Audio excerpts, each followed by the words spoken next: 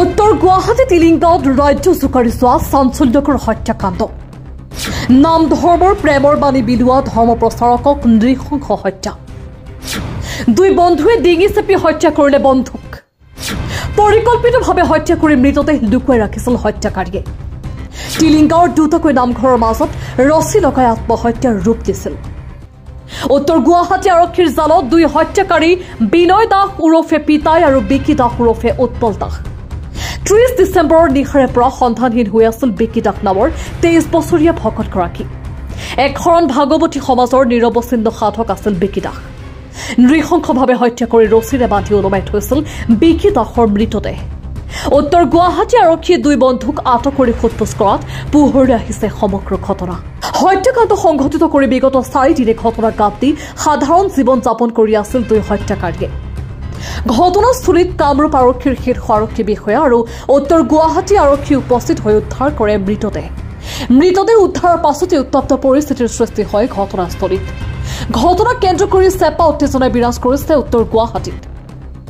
মৃতগৰাকীৰ নামো বিকি দাস হত্যাকাৰীগৰাকীৰ নামো বিকি দাস ৰাতি ল'ৰাটো ফুলবাৰী ওলাই আহিছে আমি আছো কিন্তু আমি নাজানো সি ক'ত গৈছে কিন্তু এইটো সাজিশ হয় একদম মানুহে মানে সাজিশ কৰি তাক লকআপত মানে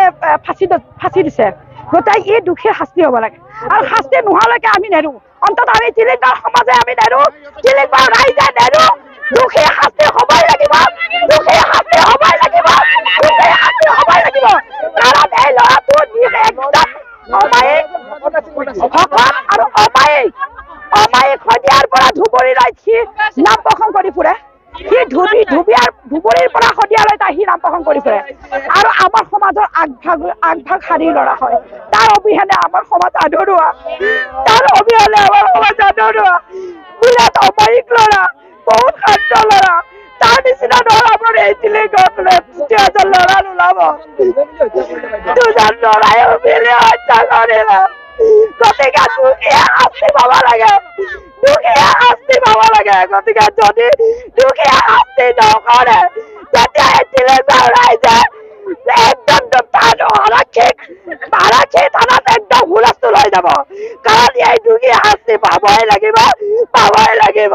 কাৰণ এনেকুৱা ল'ৰা এজন আমি দুখীয়া এজন বিচাৰি নাপাওঁ